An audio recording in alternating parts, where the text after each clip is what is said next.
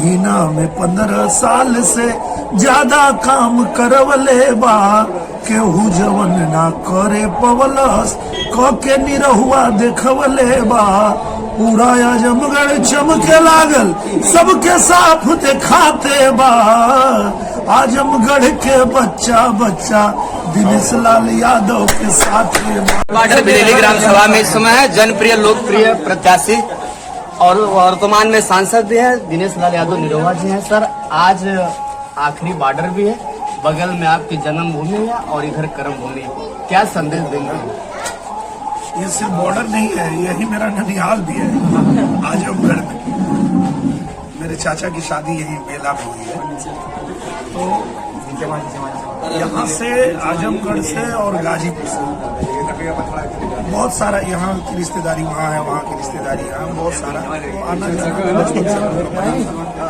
जब जिम्मेदारी मिली यहाँ काम करने का, तो हम लोगों ने 1.5 साल में अच्छे से यहाँ काम किया है और उसी के दम पे जनता जो है फिर से कह रही कि हाँ हम लोग कमल खिलाए। विपक्ष लगातार प्रयास कर रहा है, संसद जी जिस तरह से करा, 1.5 साल हमने उनको एक रोल दे दिया था देखने के लिए, अब वो रोल खत्म हो रहा है। एक गढ़ समाजवादियों का था, यहाँ दाल नहीं गलेगी। आप 1.5 साल की प्रक्रिया गिना रहे हैं और 1.5 साल आपको बॉक्सर की बात बता रहे हैं। मुझे लगता है कि अवसर तो उनको भी मिला था, मुझे तो 1.5 साल मिला था, उनको तो लंबा समय मिला था, पर वो कभी दिखाई नहीं देते।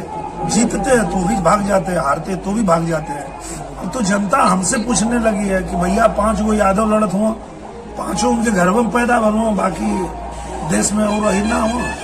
तमल मर्दवा हमसे का पूछे थोड़ा लोग जाके उनसे पूछा, वो न लड़ावत हूँ कि हम लड़ावत हुई। तो कहने का मतलब है कि अब तो आजमगढ़ में उनका जो यमवाई समीकरण था वो भी खत्म हो गया। अब तो मुसलमान भी जितना मोदी जी की योजनाओं का लाभ पाए वो भी मोदी जी के साथ आ रहे हैं, यादव सब आ ही गए हैं, तो बचा क्या हो, तुम मैदान से बाहर है। एक सवाल लगातार विपक्ष कर रहा है कि देश को बचाना है, संविधान को बचाना है, लोकतंत्र को बचाना है, तो मोदी जी को हटाना है। विपक्ष लगातार प्रयास कर रहा है, इस पे क्या कहेंगे? मुझे लगता है ये पूरा देश जानता है और ये पूरा देश कह रहा है कि संविधान को बचाना है तो कमल का बटन दबाना है। अगर संविधान को सुरक्षित रखना है, सबका आरक्षण बचाना है, तो मोदी जी को फिर से लाना है, क्योंकि कांग्रेस तो चाहती ही है कि आपका आरक्षण छीन ले, संविधान को खतरे में डाल दे।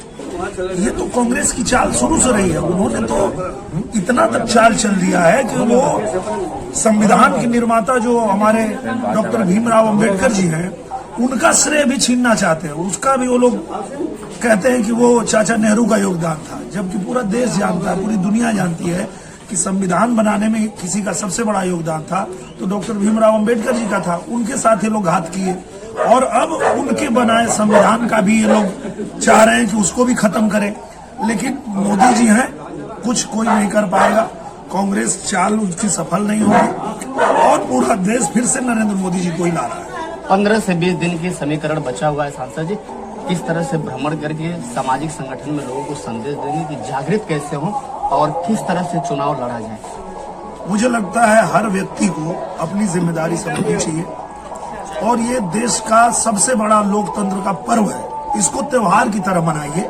25 तारीख को सुबह सुबह उठिए और जाकर के लंबी लाइन लगा दीजिए बूथ के ऊपर, क्योंकि ये आजमगढ़ को अगर बचाना है तो कमल का बटन दबाना है, आजमगढ़ को चमकाना है तो कमल का बटन दबाना है।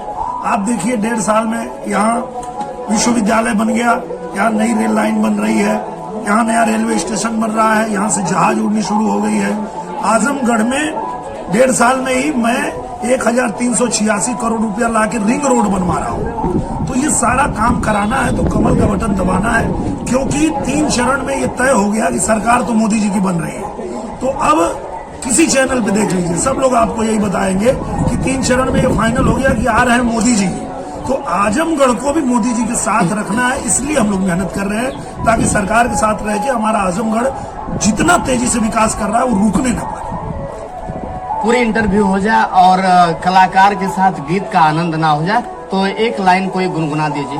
बिल्कुल, हम लोग यही कहते हैं कि 15 महीना में 15 साल से ज्यादा काम करवले बा, केहू जवन ना करे पवलस क के निरहुआ देखवले बा।